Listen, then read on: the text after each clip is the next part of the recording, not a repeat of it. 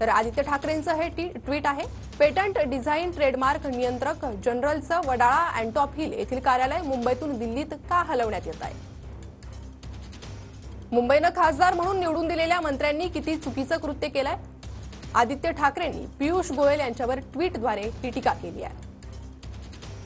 भाजप आपल्या कृतीतून मुंबईचा अपमान करतंय आणि नंतर जखमांवर मीठ सोडतंय। वडाळा येथील CGPDTMचं मुख्यालय हलवण्याची गरज आहे का? आदित्य ठाकरेंनी हा सवाल उपस्थित केला आहे। तर त्यावर पियुष गोयल यांचं हे उत्तर, तुमचा आक्रमकपणा स्वाभाविक, पण अर्धवट माहितीच्या आधारावर अतिउत्साही आक्रमकपणामुळे महाराष्ट्रातील लोकांनी तुम्हाला नाकारलंय। पेटंटचे कार्यालय मुंबईतच, केवळ प्रशासन वित्त विभागाचे कार्यालय दिल्लीत असेल। प्रशासन वित्त विभाग दिल्लीत का असेल याची वेगवेगळी कारणं आहेत। 2014 पासून पेटंट परिसंस्था भरभराटीला आहे, तर 2014 पासून वार्षिक अहवालानुसार पेटंटच्या संख्येत 2 पट वाढ, मंजूर केलेल्या पेटंटच्या संख्येत 17 पट वाढ झाली आहे।